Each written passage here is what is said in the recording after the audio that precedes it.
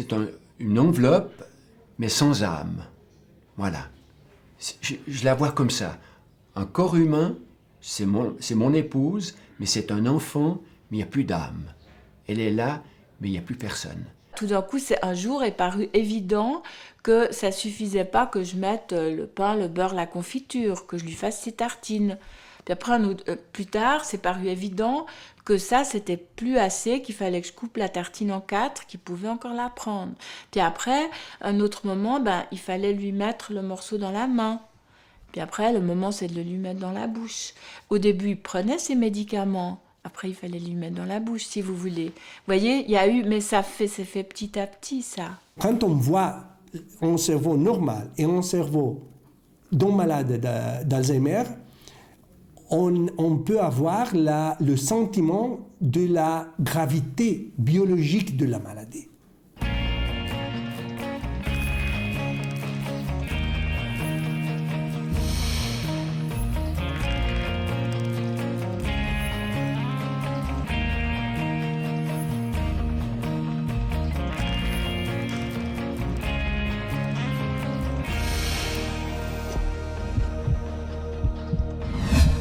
Décrite pour la première fois en 1906 par le docteur Alois Alzheimer, la maladie qui porte son nom est la plus fréquente des maladies neurodégénératives. En Suisse, elle touche près de 110 000 personnes. La maladie d'Alzheimer est une maladie chronique qui se caractérise par un début insidieux et une évolution progressive sur plusieurs années. Ici, vous pouvez voir la cause et l'histoire naturelle de la maladie. La cause, c'est le dépôt des protéines toxiques, la protéine amyloïde et la protéine tau hyperphosphorylée. Et vous voyez que la maladie se développe entre 3 phases. Une phase sans symptômes qui peuvent durer jusqu'à 30 ans. Et puis après, on a une phase de perte de mémoire sans retentissement sur l'autonomie. Et ça, c'est une phase qui peut durer de 1 an à 2 ans jusqu'à 5 ans.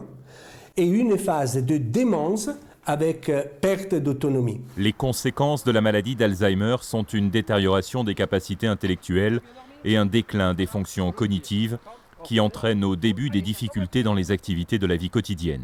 Les signes qui m'ont alerté, ce sont des choses, par exemple, simples de la vie, qui me disaient ça je fais pas, je m'occupe pas de ça, je laisse passer par-dessus l'épaule, tu t'en occuperas.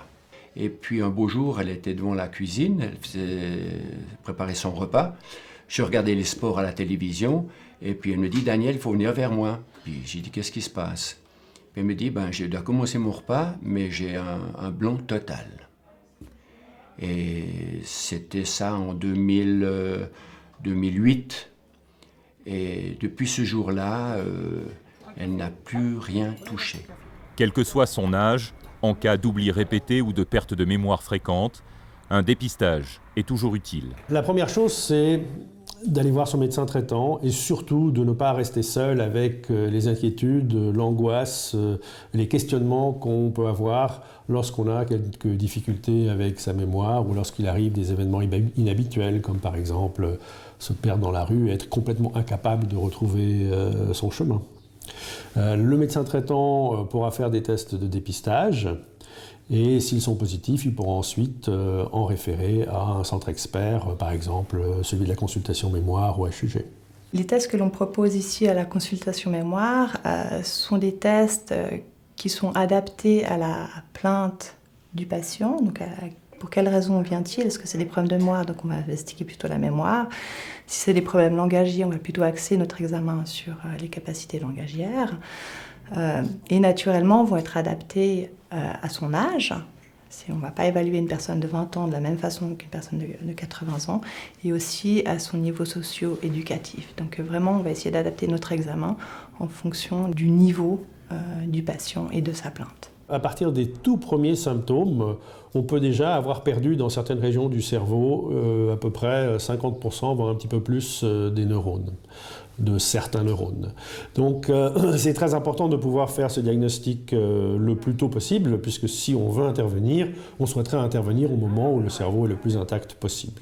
Et il faut dire qu'au cours des dernières années, la recherche a permis de beaucoup avancer dans ce domaine, avec le développement de la neuroimagerie, avec le développement de biomarqueurs qui nous permettent de faire le diagnostic de maladie d'Alzheimer de plus en plus tôt, avec un pourcentage de diagnostic juste de plus en plus élevé. Chez certains malades, les médicaments disponibles actuellement permettent de diminuer ou de stabiliser les symptômes et de ralentir temporairement l'évolution de la maladie, mais jamais de la guérir. En exploitant les capacités préservées de certains patients, la consultation mémoire DHUG propose un programme personnalisé dans le but d'améliorer leur fonctionnement dans la vie quotidienne. Ça s'adresse, on va dire, à une tranche particulière de nos patients. Ce sont des patients qui présentent des déficits cognitifs légers, qui sont motivés à avoir une prise en charge, qui ont bien une conscience de leurs difficultés, parce que ça demande un investissement personnel, ça demande un travail, ça demande l'apprentissage de stratégies. On va notamment discuter des aspects plus psychoéducatifs, avec des explications concernant la mémoire. Qu'est-ce que la mémoire ? Comment elle fonctionne ? Quels sont les différents types de mémoire ? Des aspects aussi de prévention.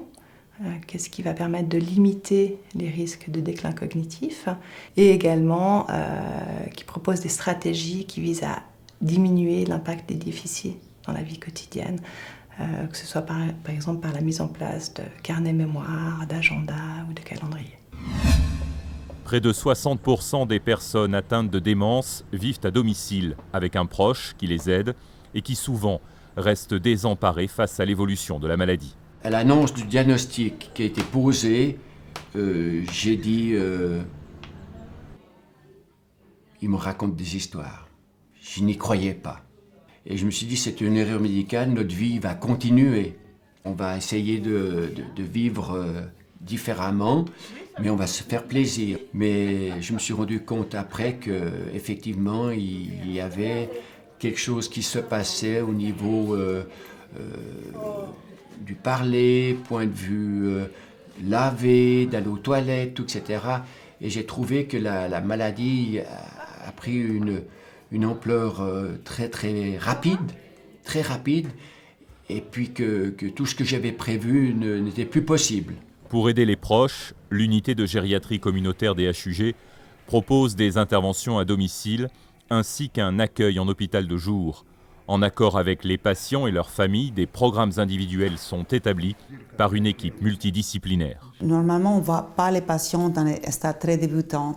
C'est vraiment quand la maladie commence à avoir des conséquences sur le fonctionnement dans les activités de la vie quotidienne qu'on va voir ces patientes.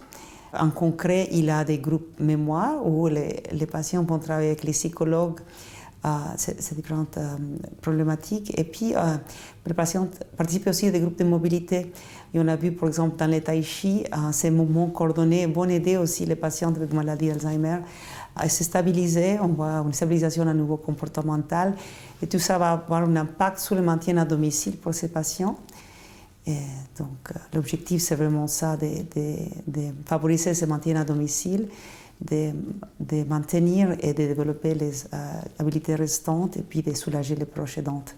L'utilité de l'approche multidisciplinaire, parce que ce n'est pas qu'une approche médicale, c'est une approche globale, médicale et psychologique, c'est d'améliorer la performance cognitive du patient, la qualité de la vie du patient, la relation entre le patient et le proche, la qualité de la vie du proche et la conscience de ce qui se passe chez le patient et chez le proche. C'est primordial pour être en mesure de gérer la réalité, de gérer ce qui se passe chaque jour.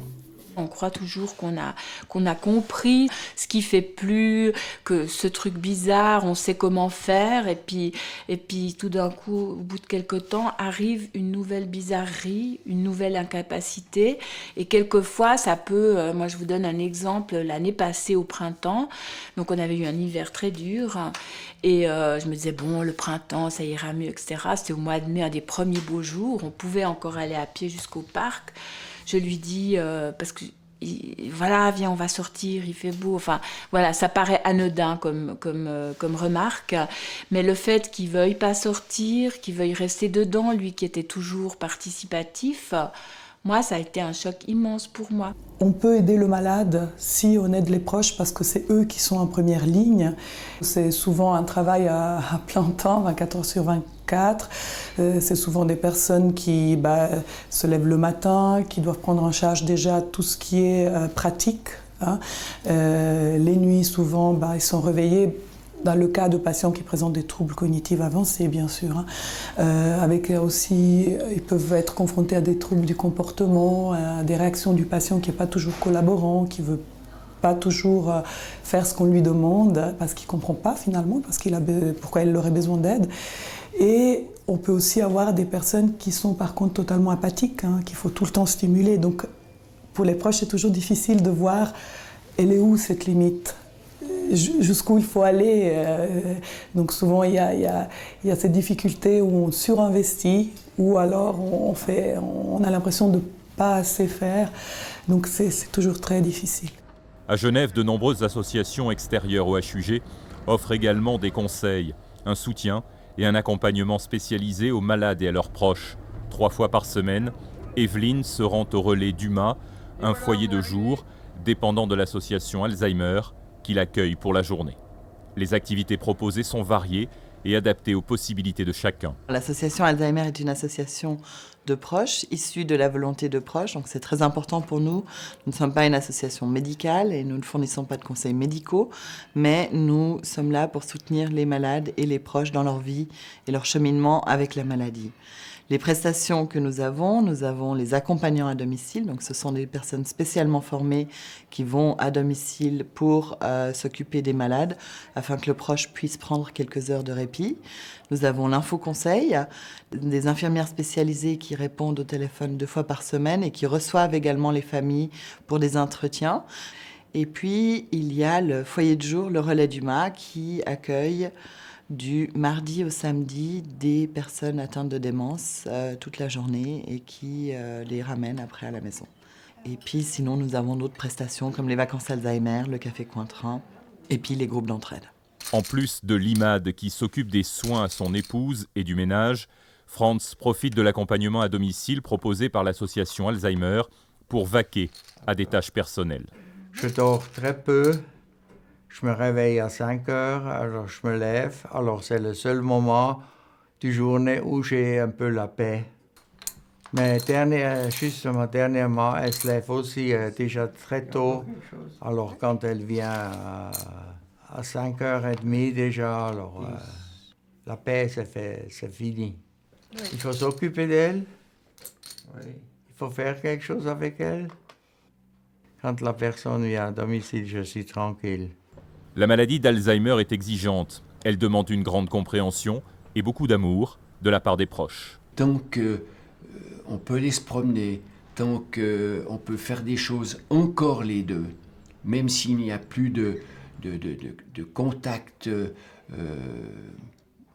du parler, de l'échange, le contact sentimental, je l'embrasse, je suis dans l'âge où elle m'embrasse, mais on n'a plus de vie de couple. Je la prends plus comme un enfant que je m'occupe que comme une épouse. Pour moi, il est toujours avec moi. C'est pas parce qu'il est dans un EMS que Alors, je suis déchargée de toute la lourdeur. Je peux dormir la nuit, mais j'ai envie et je vais le voir 1 à 2 fois par jour, des petits moments en fonction de ces moments de réveil pour continuer. Je vous dis, on a eu une relation exceptionnelle et j'ai besoin de partager un petit moment où je peux encore faire passer la communication.